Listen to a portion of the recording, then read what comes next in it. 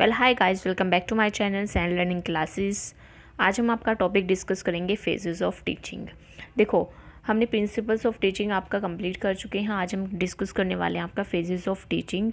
Mainly क्या होता है आपके फेजेस ऑफ टीचिंग, जो आपकी जितनी भी आपकी एक्टिविटीज़ हैं जो कि एक टीचर करने वाला है ड्यूरिंग योर टीचिंग, तो उन सभी एक्टिविटीज़ को डिफरेंट फेज़ के अंदर डिवाइड किया गया है।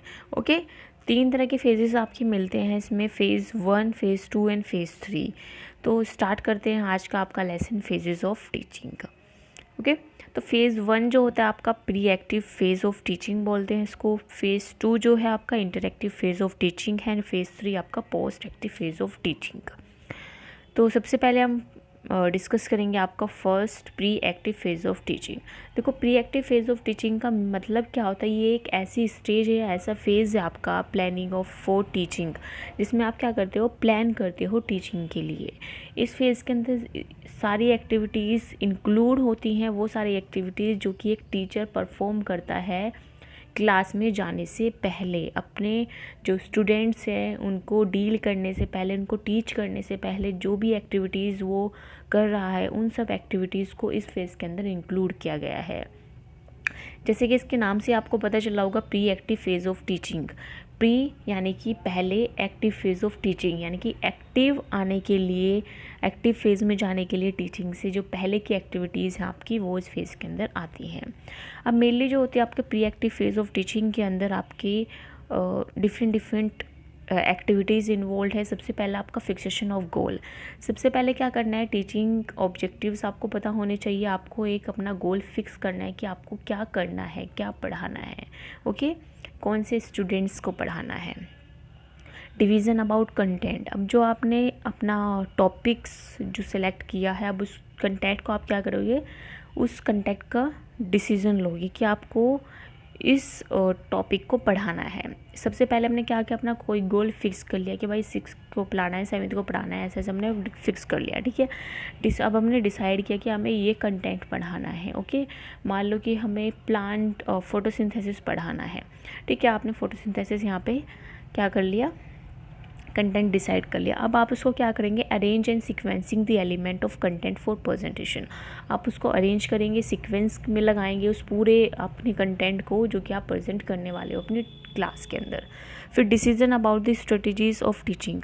अब इसके बाद क्या होगा, आपने अपना गोल भी फिक्स कर लिया, आपका टॉपिक फिक्स हो चुका है, कंटेंट पूरा अरेंज हो चुका है, उसका सिलेक्शन हो चुका है, कैसे वो होना है आपका। अब आपको डिसीजन लेना है कि आपको कौन सी स्ट्रेटजीज़ जो हैं वो यूज़ करनी है इस फेज़ के अंदर। Okay, then distribution of teaching strategies. फिर आप क्या करोगे कि आपको मान लो टॉपिक्स के अंदर आपको कहाँ पे ब्लैक बोर्ड स्किल यूज़ कर रही है, कहाँ पे आपको रीइंफोर्समेंट यूज़ करना है, कहाँ पे आपको इंट्रोडक्टरी फेज़ डालना है, कौन कौन सी स्किल्स किस किस फेज़ के अंदर आपको टॉपिक के किस किस फेज़ के अंदर आपको डिवाइड करनी है, वो सब आप डिसीजन लेते हो फेजेस ऑफ टीचिंग के अंदर, pre active phase of teaching के अंदर। ओके, सेकेंड आपका इंटरेक्टिव फेज़ ऑफ टीचिंग। देखो, इंटरेक्टिव फेज़ ऑफ टीचिंग का मीनिंग क्या है कि इसमें वो सारी एक्टिविटीज़ आपकी इंक्लूड होगी जो कि एक टीचर कैरीज करता है बाय एंटरिंग द क्लासरूम। भाई, आप क्लासरूम में अब एंटर कर चुके हो, अब जो भी एक्टिविटीज़ यहाँ पे होंगी वो इस फेज़ के अंदर आएंगी। यानी कि इंटरेक्टिव फेज़ ऑफ टीचिंग के अंदर आपकी वो सारी एक्टिविटीज़ होती हैं जो कि आप क्लासरूम के अंदर करने वाले हो। ओके, तो इसके अंदर कौन कौन सी एक्टिविटीज़ आपकी इंक्लूडेड है। फर्स्ट है आपका साइजिंग अप ऑफ क्लास। सबसे पहले जब आप क्लास के अंदर जाओगे तो जैसे ही टीचर एंटर करेगा तो क्लासरूम का साइज़ देखेगा, एकदम से वो अपना जो आइज़ है वो सब स्टूडेंट्स के ऊपर आइज़ थ्रोज करेगा। देन बच्चे देखेगा कि कितना हमारा साइज़ है, मतलब क्लासरूम का साइज़ है, कितने बच्चे आपकी क्लास के अंदर बैठे हैं, कौन कौन से प्यूपल्स जो है किस किस तरह के हैं। फेस रीडिंग आप कर सकते हो। ठीक है, फेस रीडिंग से कभी कभी आप समझ भी जाते हो कि कौन से स्टूडेंट यहाँ पे आपका चंचल है थोड़ा, कौन सा शांत सा है। ठीक है, कुछ तरह की आपके यहाँ पे परसेप्शंस बन जाते हैं। उसके बाद आता है डायग्नोसिस ऑफ लर्नर। अब क्या करोगे, आप यहाँ पे डायग्नोसिस करोगे लर्नर का। आपने क्लास साइज़ देख लिया कि आपकी क्लास में 40 स्टूडेंट्स हैं, कुछ बड़े आराम से बैठे हैं, कुछ चंचलपन दिखा रहे हैं, अपना मस्ती कर रहे हैं। ठीक है, इस तरह से आपने देख लिया। अब आपने जो डायग्नोसिस करना है, आपको उन स्टूडेंट्स का डायग्नोसिस करना है, जैसे कि आपको एबिलिटीज़ ऑफ लर्नर, एबिलिटीज़ देखनी है अपने लर्नर्स की, क्या है एबिलिटीज़ आपके स्टूडेंट्स की, इंटरेस्ट क्या है, एटीट्यूड क्या है आपके लर्नर्स का, एकेडमिक बैकग्राउंड क्या है आपके लर्नर्स का। आपने देखा भी होगा जब भी कोई आपके टीचर्स, न्यू टीचर्स आपकी क्लास के अंदर आती हैं तो सबसे पहले वो क्या करती हैं, आपको देखती हैं आराम से, फिर आपसे इंट्रोडक्शंस वगैरह, एक दिन तो इंट्रोडक्शन में ही चला जाता है, वो आपको जानने की कोशिश करती हैं, आप उन्हें जानने की कोशिश करते हो। तो ये सारा प्रोसेस, ये सारी एक्टिविटीज़ कहाँ चल रही है, आपकी इंटरेक्टिव फेज ऑफ टीचिंग के अंदर चल रही है। ओके, अब ये एक्टिविटीज़ आप डायग्नोज कैसे कर सकते हो, ये एक्टिविटीज़ आप डायग्नोज कर सकते हो क्वेश्चनिंग के through.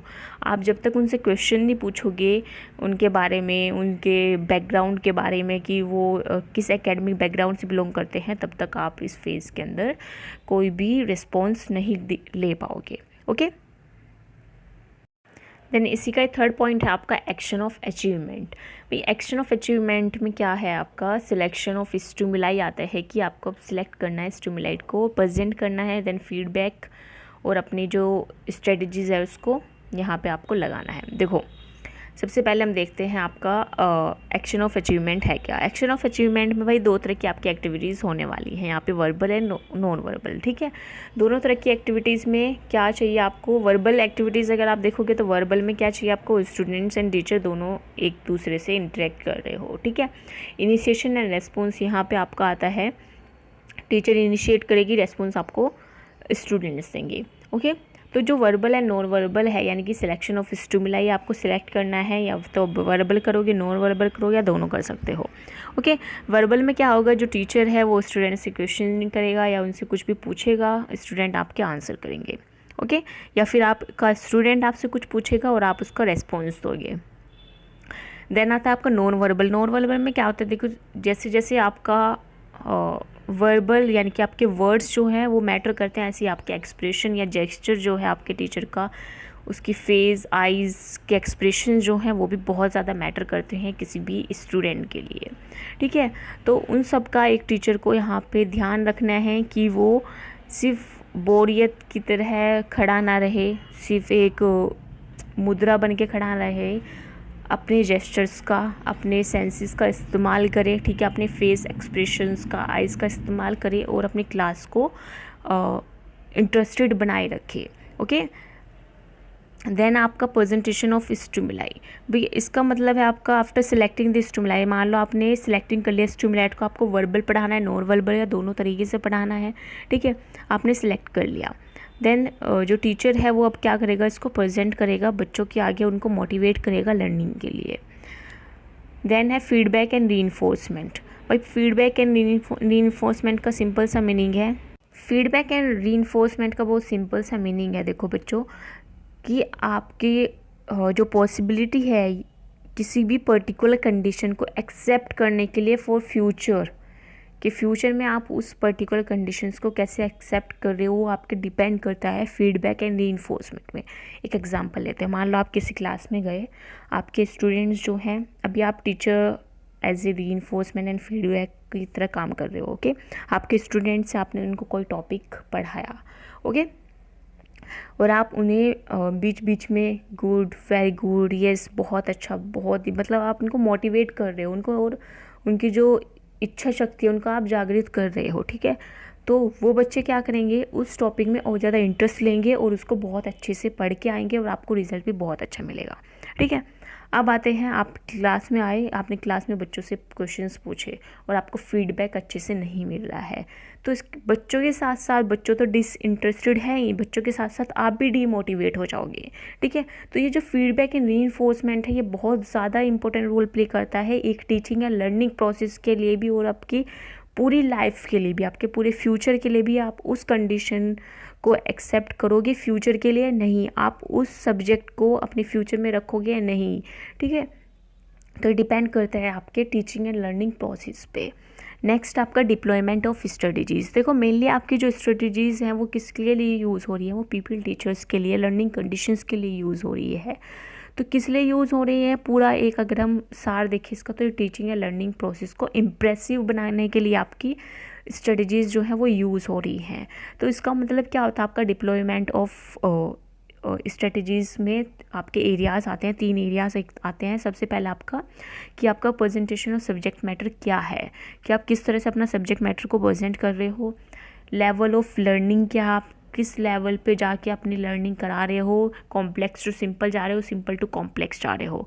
Okay, level of context of learner, their background needs, उनका जो लेवल है क्या आप उनके हिसाब से उन्हें कंटेंट दे रहे हो, उन्हें उसी हिसाब से पढ़ा रहे हो। उनका जो बैकग्राउंड है, उनकी नीड है, मोटिवेशन है, एटीट्यूड है, कोऑपरेशंस एंड अपोजिशंस के थ्रू आप उन्हें पढ़ा रहे हो या नहीं पढ़ा रहे हो। यानी कि उनका अगर हम देखें कि आप बच्चे की नीड्स एंड उसकी जो बैकग्राउंड है, उसका जो लेवल है, उसके हिसाब से किसी भी कंटेंट को पढ़ा रहे हो नहीं पढ़ा रहे हो। ठीक है, ये इसके ऊपर डिपेंड करता है। तो पूरे अगर आप इंटरेक्टिव फेज़ के अंदर देख रहे होंगे, इसमें सिर्फ टीचर इन्वॉल्व नहीं है, इसमें स्टूडेंट्स का भी इन्वॉल्वमेंट है। यानी कि पूरा अगर प्रोसेस होगा आपका टीचिंग एंड लर्निंग का, वो इम्प्रेसिव तभी होगा जब आपको फीडबैक अच्छा मिलेगा स्टूडेंट्स की तरफ से और आपका टीचर की तरफ से भी आपको रिस्पॉन्स अच्छे से मिल रहा है। ओके, देखो पोस्ट एक्टिव, लास्ट आपका पोस्ट एक्टिव फेज़ या पोस्ट एक्टिव स्टेज। ठीक है, पोस्ट एक्टिव यानी कि आपकी जो एक्टिव स्टेज थी टीचिंग की, अब उसके बाद आपने पढ़ा लिया, सब कुछ आपका हो गया, इसको हम इवैल्यूएटिंग फेज़ ऑफ टीचिंग भी बोलते हैं। इसके अंदर आप क्या करने वाले हो, इवैल्यूएशन करने वाले हो स्टूडेंट्स की परफॉर्मेंस का बेस्ड ऑन क्लासरूम टीचिंग। तो आपने क्लासरूम में पढ़ाया है, उसके बेसिस पे आप जो अपने स्टूडेंट्स हैं उनकी परफॉर्मेंस को इवैल्यूएट करोगे। उनके बिहेवियर के अंदर चेंज आया है नहीं आया है at the end of teaching, ये आप वहाँ पर देखोगे। तो इसमें आप कौन कौन से मेथड्स यूज़ कर सकते हो, आप इसमें क्वेश्चनिंग यूज़ कर सकते हो, ओरल टेस्ट ले सकते हो, रिटन क्वेश्चंस आप पूछ सकते हो। ठीक है, रिटन क्वेश्चंस करा सकते हो। तो ये डिफरेंट स्टेजेस जो आप इवैल्यूएशन के लिए जो मेथड्स यहाँ पे यूज़ करने वाले हैं वो यहाँ पे यूज़ होंगे। अब क्या हुआ, आपका 3 तरह के यहाँ पे स्टेप्स आएंगे। एक आएगा defining the exact dimension of changes caused by the teaching, कि आपने क्या बच्चों के बिहेवियर के अंदर कुछ चेंज लाया है या नहीं लाया है जो कि लाना चाहिए था उस टॉपिक को पढ़ने के बाद। सेकंड है selecting appropriate testing device and techniques, क्या आपने अच्छे से अपनी जो एप्रोप्रिएट टेस्टिंग डिवाइस है वो यूज़ की है या नहीं की है। थर्ड है changing the strategies in terms of evidence gather, भाई जो आपने एविडेंस अब तक लिए हैं, आपने जो परफॉर्मेंस आपकी आई है बच्चों की, आपके बच्चों की, स्टूडेंट्स के मतलब, ठीक है, तो उनसे क्या आपको एक प्रॉपर अच्छे से फीडबैक मिला है बच्चों का या नहीं मिला है, अच्छे से उनके चेंजेस आए बिहेवियर के अंदर नहीं आए, ये सब आप गैदर करोगे और यहाँ पे अपनी स्ट्रेटजीज़ जो होगी, आपकी जो टेक्निक है उसको आप चेंज करोगे। ठीक है, नेक्स्ट टॉपिक जब आप पढ़ाओगे तो वहाँ पे आपको ये चीज़ें ध्यान रखनी होंगी। तो ये था आपका आज का लेसन जो 3 हाफ्स में आपका डिवाइडेड है। सो सिंपल से अगर हम बात करें, पोस्ट एक्टिव फेज़ आपका वो फेज़ है जहाँ पे टीचर पढ़ाने क्लासरूम में पढ़ाने के बाद जो एक्टिविटीज़ परफॉर्म कर रहा है, जो अपना स्टूडेंट्स की परफॉर्मेंस को चेक करने के लिए जो यहाँ पे टेक्निक है, स्ट्रेटजीज़ यूज़ कर रहा है, वो इस फेज़ के अंदर आएंगी। और अगर उसको लास्ट में रिज़ल्ट अच्छा नहीं मिलता है तो आपको वो टेक्निक चेंज करनी पड़ेगी अपनी, और दोबारा से अपने नेक्स्ट टॉपिक या उसी टॉपिक को बहुत अच्छे से आपको अपनी नई टेक्निक से इस्तेमाल करना पड़ेगा। तो ये थी आपके फेजेस ऑफ टीचिंग। फर्स्ट था प्री फेज़ यानी कि क्लास में जाने से पहले, इंटरेक्टिव फेज़ सेकंड जो क्लास में आने के बाद, थर्ड फेज़ है पोस्ट एक्टिव यानी कि आपने पढ़ा चुके हो क्लासरूम में, आपने टीचिंग करा दी है, अब आप जो इवैल्यूएशन करने वाले हो उसके बेसिस पे। ठीक है, इसलिए थर्ड फेज़ को हम इवैल्यूएटिंग फेज़ ऑफ टीचिंग भी बोलते हैं। सो मिलते हैं नेक्स्ट क्लास में नए टॉपिक के साथ। जुड़े रहिए सैंड लर्निंग क्लासेस के साथ। न्यू टॉपिक्स देखने के लिए आपको बहुत जल्दी मिलने वाले हैं। आप मुझे टॉपिक्स भी सजेस्ट कर सकते हो कि आपको कौन कौन से टॉपिक्स पे न्यू लेसन चाहिए। So thank you to all. Channel को लाइक शेयर एंड सब्सक्राइब करना। Thank you.